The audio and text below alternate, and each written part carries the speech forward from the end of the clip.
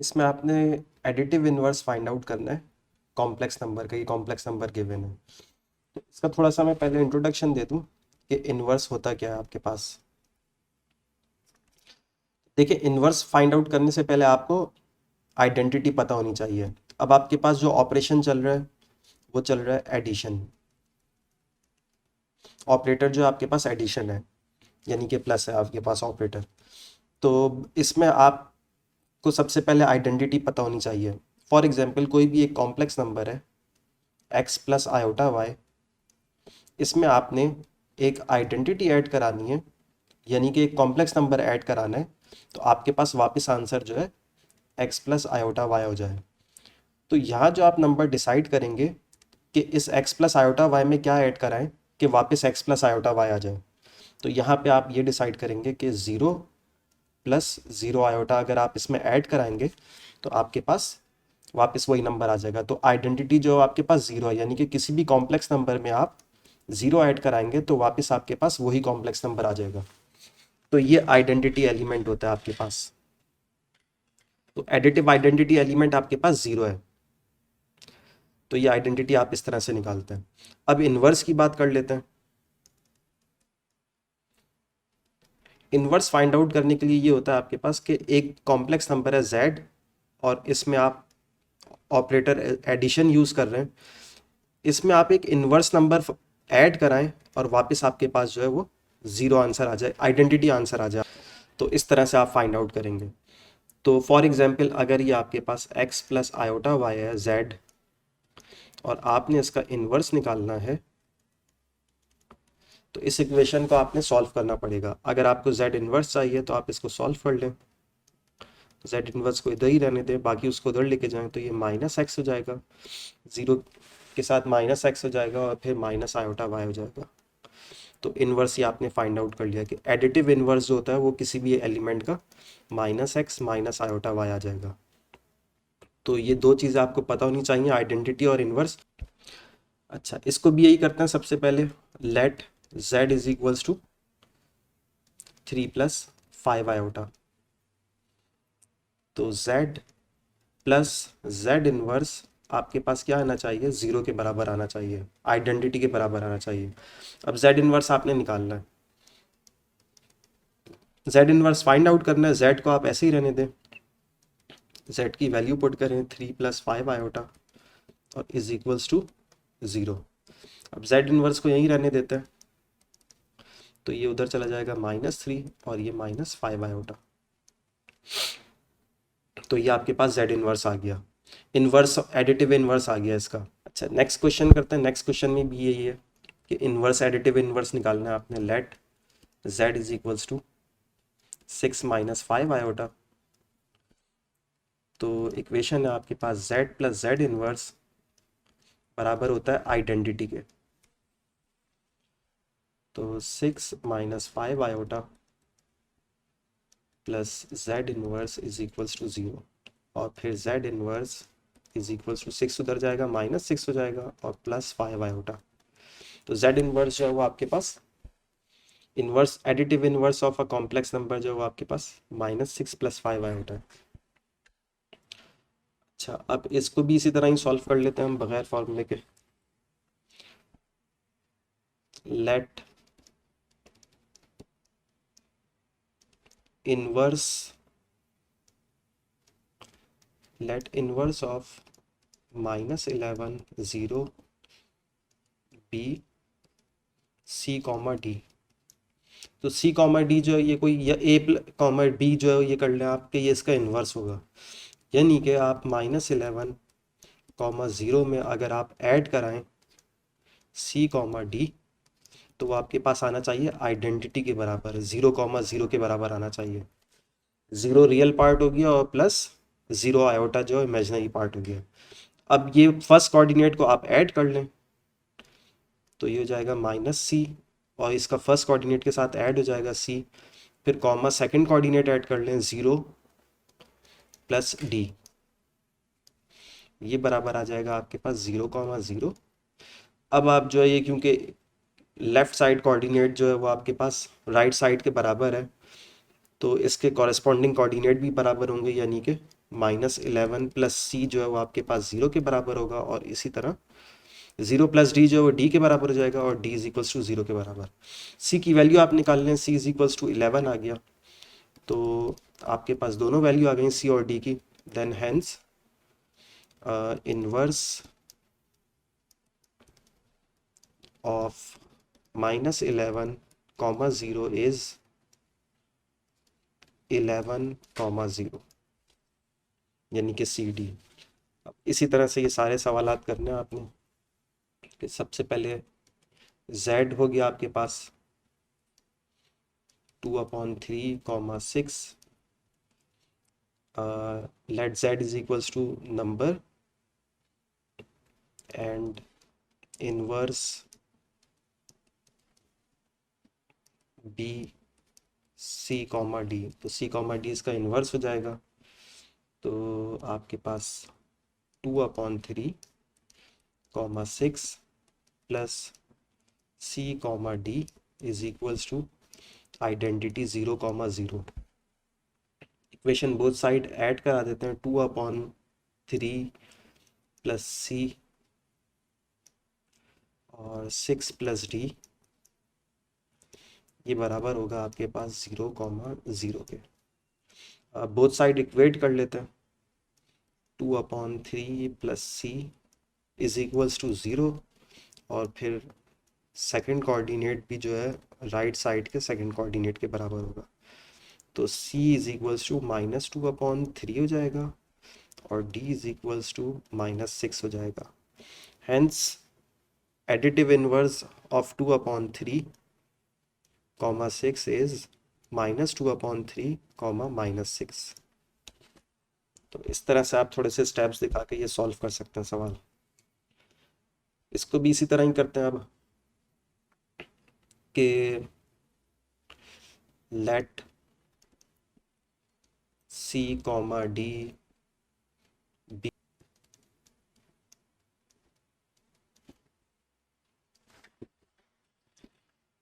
B inverse of, अगर ये इसका इन्वर्स है तो इसका मतलब है सी डी अगर इसका इन्वर्स है, तो यानी कि आप इस नंबर में सी कॉमा डी ऐड कराएंगे तो आपके पास आंसर में आएगा आइडेंटिटी। सबसे पहले ऐड कर लें कोऑर्डिनेट जो है, फर्स्ट कोऑर्डिनेट के साथ ऐड हो जाएगा, सेकंड कोऑर्डिनेट के साथ ऐड हो जाएगा,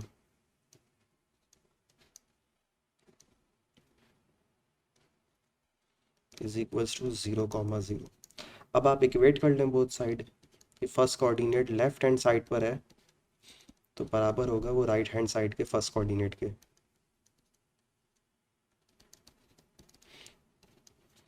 अच्छा, तो c आ गया आपके पास -8/9, और d जो आ गया आपके पास 4/5। हेंस इनवर्स जो होगा आपके पास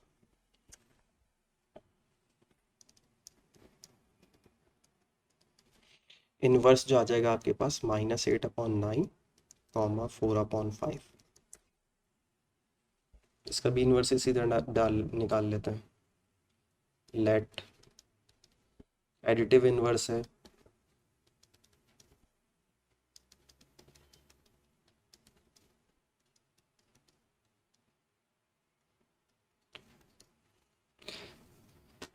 अच्छा तो अब अगर ये इसका इन्वर्स है तो डेफिनेशन के मुताबिक इस नंबर को जब आप ऐड कराएंगे इन्वर्स में तो आपके पास आंसर आएगा आइडेंटिटी।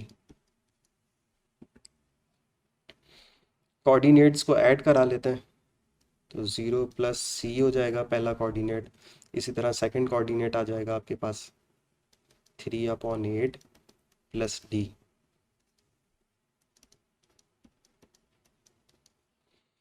फिर इक्वेट कर लेते हैं both side, c is equals to 0 आ जाएगा, लेफ्ट साइड पे जो c है वो बराबर है राइट साइड के 0 के, और इसी तरह लेफ्ट साइड पे जो सेकंड कोऑर्डिनेट है वो बराबर है राइट साइड के सेकंड कोऑर्डिनेट के। तो सी तो 0 आ गया आपके पास, और डी जो है वो आपके पास -3/8 आ गया। तो इसका इन्वर्स जो होगा 0, -3/8। अच्छा, अब यहाँ पे सवाल चेंज हो रहा है, मल्टीप्लिकेटिव इन्वर्स। तो मल्टीप्लिकेटिव इन्वर्स फाइंड आउट करने से पहले आपको पता होना चाहिए आइडेंटिटी। आइडेंटिटी हम लगा लेते हैं। फॉर एग्जाम्पल एक कॉम्प्लेक्स नंबर है z, इसको आपने मल्टीप्लाई करना है एक एलिमेंट से। अभी आइडेंटिटी फाइंड आउट कर रहा हूँ। एक कॉम्प्लेक्स नंबर को मल्टीप्लाई करना है एक आइडेंटिटी से, तो वापस आपके पास आंसर क्या आना चाहिए, वही कॉम्प्लेक्स नंबर आना चाहिए। तो इधर ये आपके पास आइडेंटिटी क्या होगी, ये फाइंड आउट करना है आपने। सबसे पहले इन्वर्स निकालने से पहले आपने आइडेंटिटी निकालनी होती है। यह आइडेंटिटी पता होनी चाहिए आपको, तब आप फर्स्ट स्टेटमेंट लिखेंगे। तो z में ऐसा क्या नंबर मैं मल्टीप्लाई कराऊं कि वापस आपके पास z आंसर आ जाए, तो उसका आंसर है 1। अगर आप 1 को मल्टीप्लाई कराते हैं z से, तो वापस आपके पास z आ जाएगा। यानी कि x प्लस आयोटा y को, एक कॉम्प्लेक्स नंबर को आप मल्टीप्लाई कराएं एक रियल पार्ट वाले कॉम्प्लेक्स नंबर से, यानी कि सिर्फ 1 से, तो आपके पास आंसर वापस वही आ जाएगा, x प्लस आयोटा y। तो इस तरह से आपने आइडेंटिटी ढूंढ ली। ये आइडेंटिटी एलिमेंट है। अब जब जब इन्वर्स निकालेंगे हम आइडेंटिटी एलिमेंट को यूज़ करेंगे। अब अगर आप इन्वर्स देखते हैं, तो इन्वर्स ये होता है कि z आपके पास कोई भी कॉम्प्लेक्स नंबर है, इसको मल्टीप्लाई कराया है इसके इन्वर्स से, ऑपरेटर जो है मल्टीप्लाई चल रहा है, तो यहाँ पे आपके पास आंसर आना चाहिए 1। अब अगर आपने ये एलिमेंट निकालना है z इन्वर्स, तो यहाँ z जो आपके पास कॉम्प्लेक्स नंबर है उसको उधर भेजें, तो ये हो जाएगा आपके पास 1/z। मल्टीप्लिकेटिव इन्वर्स जब आपने निकालना है, तो आपने हमेशा कॉम्प्लेक्स नंबर का रेसिप्रोकल फाइंड आउट करना है। अब इस सवाल को मैं सॉल्व करके बता देता हूँ। तो इस सवाल को सॉल्व करते हैं। Let z is equals to 3 + 5 iota. अब इसका इन्वर्स निकालना है हमने। तो अगर पहली स्टेटमेंट लिखते हैं z, तो z multiply by z inverse, ये बराबर आना चाहिए आइडेंटिटी के। आइडेंटिटी क्या है आपके पास, 1 है। तो z इन्वर्स जो जाएगा वो आपके पास आ जाएगा 1/z। अच्छा, अब इसको 1/z को सॉल्व करना शुरू कर देते हैं। 3 + 5 आयोटा, और फिर आपको पता है कि ये इसको जो है डिनोमिनेटर में से इमेजिनरी पार्ट ख़त्म करेंगे, ताकि आप इसको रियल और इमेजिनरी में सेपरेट कर सकें। तो उसके लिए आपने करना होता है कॉन्जुगेट से मल्टीप्लाई और डिवाइड करना होता है। तो इसको एक और वर्ड भी बोलते हैं, रैशनलाइज द डिनोमिनेटर।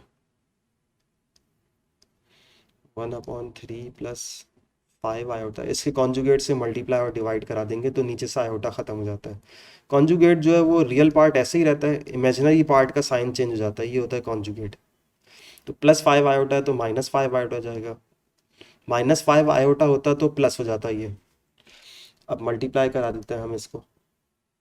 तो 1 तो 3 -5 आयोटा से मल्टीप्लाई होगा, तो वो आपके पास 3 - 5 आयोटा ही रह जाएगा। नीचे जो आपको एक फॉर्मूला बनता हुआ नजर आएगा, a + b, a - b का फॉर्मूला बनता हुआ नजर आएगा आपको। तो 3 - 5 आयोटा डिवाइडेड बाय a का स्क्वायर माइनस b का स्क्वायर, तो ये जाएगा 3 - 5 आयोटा 9 - 25, 5 का भी स्क्वायर होगा और आयोटा पे भी स्क्वायर लगेगा। अच्छा, अब आयोटा का स्क्वायर जो आपके पास बन जाएगा प्लस -1 बन जाएगा, तो वो मल्टीप्लाई हो गया +1 हो जाएगा। तो ये 9 प्लस ये आपके पास होता है -1 के बराबर। -1 मल्टीप्लाई बाय माइनस, तो ये प्लस हो जाएगा, माइनस माइनस प्लस हो जाएगा, ये 25 आ जाएगा यहाँ पर। तो ये हो रहा है आपके पास 3 - 5 आयोटा और डिवाइडेड बाय 34। अब इसका real part imaginary part separate कर लेते हैं। तो ये हो जाएगा 3/34 माइनस 5/34 आयोटा। तो ये हमने इसका मल्टीप्लिकेटिव इन्वर्स फाइंड आउट कर लिया। इसको भी इसी तरह ही कर लेते हैं कि let z is equals to 8 iota, तो z multiply by z inverse find out कर रहे हैं, तो ऑपरेटर मल्टीप्लाई है हमारे पास, ये बराबर आता है आइडेंटिटी के। आइडेंटिटी हमारे पास 1 है, मल्टीप्लिकेटिव आइडेंटिटी 1 है। तो अगर आपने z निकालना है इनवर्स, तो ये आपको निकालना है 1/z।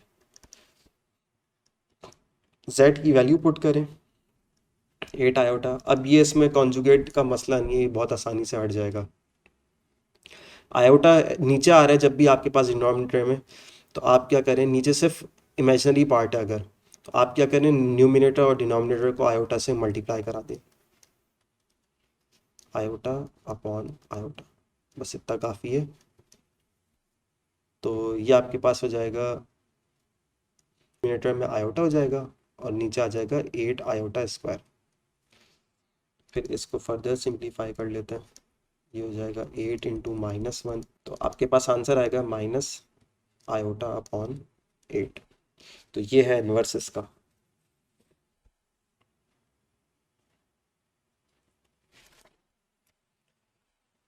अच्छा, इसमें भी मल्टीप्लिकेटिव इनवर्स फाइंड आउट करना है, लेकिन ये कोऑर्डिनेट की फॉर्म में दिया हुआ है।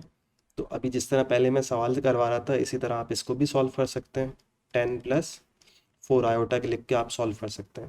लेकिन आपने बुक में देखा होगा कि उन्होंने एक फार्मूले से भी सॉल्व किया हुआ है।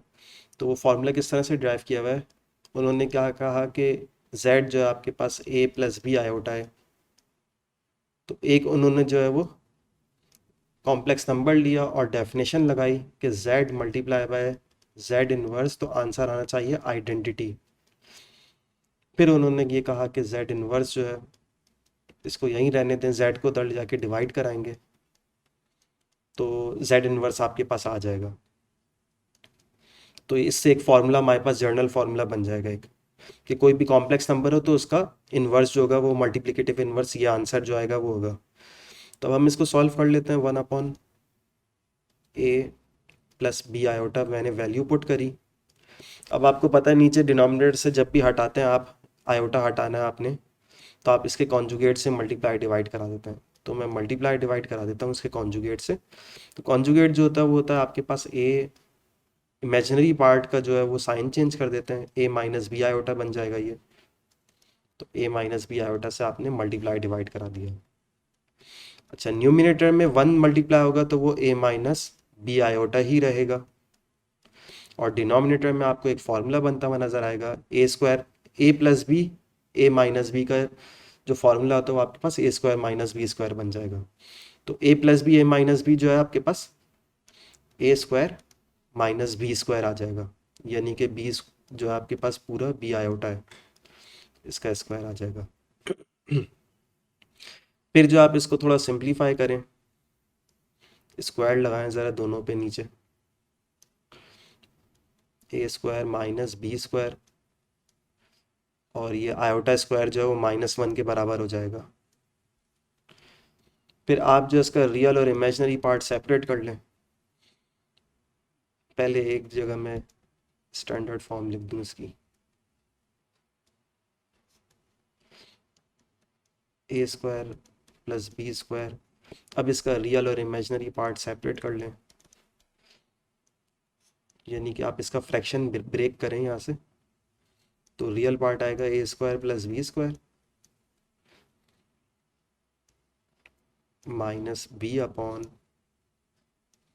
a square plus b square. तो इस तरह से आपके पास कोऑर्डिनेट की फॉर्म में ये फॉर्मूला आ सकता है। तो इसको अगर अब हम फॉर्मूले से ही करेंगे, तो ये फार्मूला याद कर लेते हैं कि हमारे पास कोई भी कॉम्प्लेक्स नंबर होगा कोऑर्डिनेट की फॉर्म में, तो a upon a square plus b square, और वो comma minus b upon a square plus b square. Let z is equals to 10,4। तो ये हो गया आपके पास a और b हो गया ये। तो z इनवर्स जो होता है वो आपके पास होता है, ये इसको आप इस तरह से कर लें a कॉमा b। तो z इनवर्स जो होता है आप उसका फॉर्मूला लिखेंगे, तो उसका फॉर्मूला ये होता है plus a square plus b square, और फिर comma minus b a square plus b square. तो इस तरह आप फॉर्मूले से डायरेक्ट आंसर निकाल लेंगे। तो ए जो है वो आपके पास 10 है, और नीचे फिर 10 का स्क्वायर, फिर प्लस 4 का स्क्वायर, और माइनस बी, -4 यानी कि 10 का स्क्वायर प्लस 4 का स्क्वायर। तो आपके पास 10 का स्क्वायर जो होगा आपके पास 100, और 4 का स्क्वायर 16, तो 116 आ जाएगा आपके पास। फिर -4 अपॉन 116। तो ये हो गया आपके पास फॉर्मूले से, इस तरह आप जल्दी से डायरेक्ट आंसर निकाल सकते हैं। ये हो गया जेड इनवर्स। नेक्स्ट सवाल भी यही है आपके पास, तो इसको भी लेट कर लें। Let z is equals to 12 comma -7, यानी कि ये अगर a कॉमा b के बराबर है, तो z इनवर्स जो होगा आपके पास वो होगा a upon a square plus b square minus b upon a square plus b square. इसकी वैल्यूज़ आप पुट कर दें। ए जो आपके पास 12 है, डिवाइडेड बाय 12 का स्क्वायर, और फिर प्लस -7 का स्क्वायर, फिर माइनस बी लिखना आपने, तो माइनस बी लिख दिया मैंने, और 12 का स्क्वायर प्लस -7 का स्क्वायर। इसको सिंप्लीफाई कर लेते हैं, ये आ जाएगा आपके पास 12, और ये 144, और प्लस 7 7 से 49, माइनस माइनस प्लस हो जाएगा 7, और यहाँ पे भी वही आ जाएगा 144 प्लस 49। इसको मैं ऐड कर लेता हूँ, हो जाएगा 193 7 अपॉन 193। अच्छा, ये 12 जो है वो 193 से डिवाइड नहीं होगा, और 7 जो है वो भी डिवाइड नहीं होगा, तो ये आपके पास z इनवर्स आ गया। नेक्स्ट सवाल भी, ये भी इसी तरह ही है, मल्टीप्लिकेटिव इनवर्स आपने फाइंड आउट करना है इसका। इसको भी फॉर्मूले से कर लेते हैं। Let z is equals to -8 comma 0, तो ये बराबर हो जाएगा आपके पास a कॉमा b के बराबर, हमने इसको लेट कर लिया। तो अगर ये a कॉमा b है, तो z इनवर्स जो आएगा आपके पास वो आएगा a upon a square plus b square, फिर minus b upon a square plus b square. तो a जो है वो -8 है, b जो है वो 0 है, तो अगली साइड तो हमारे पास बहुत आसानी से सॉल्व हो जाएगी। अच्छा, a जो है वो आपके पास -8 है, तो a की जगह -8 रखा, और a का स्क्वायर -8 का स्क्वायर प्लस 0 का स्क्वायर, फिर कॉमा -0, और नीचे डिवाइड में आपके पास आएगा -8 का स्क्वायर और प्लस 0 का स्क्वायर। तो ये इमेजिनरी पार्ट तो बिल्कुल ही ख़त्म हो गया इसका। अच्छा, इसको सॉल्व करते हैं। -8 ऐसे ही रहेगा, और 8 8 से 64 आ जाएगा, और प्लस 0, और इसका रियल पार्ट जो है वो पूरा का पूरा 0 हो जाएगा। तो इसको सिंप्लीफाई और कर लेते हैं हम, ये जाएगा 1/8।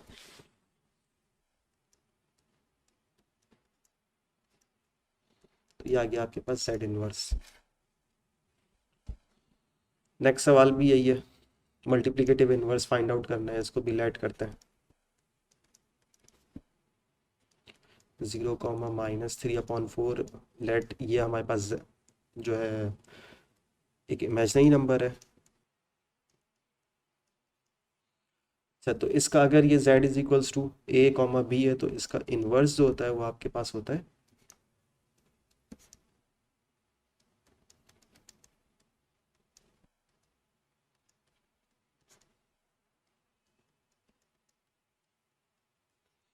वैल्यूज़ में पुट कर देता हूँ, ये ए हो गई, ये बी हो गई वैल्यू। तो ए जो है वो 0 पुट किया, और फिर 0 का स्क्वायर प्लस बी का स्क्वायर -3/4 का स्क्वायर। अच्छा, फिर माइनस बी -3/4, और फिर यहाँ पे आएगा 0 का स्क्वायर -3/4।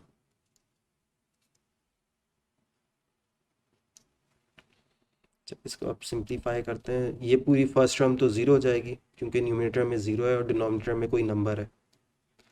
इसको सॉल्व कर लेते हैं, ये हो गया -3/4, और नीचे जो है आपके पास आ जाएगा, ये जाएगा 9/16। अब ये -3/4 है डिवाइडेड बाय 9/16 है,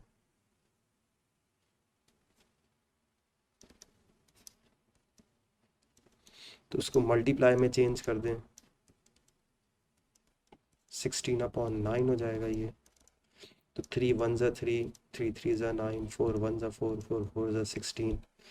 तो ये आपके पास आंसर आएगा 0 -4/3 आंसर आ जाएगा।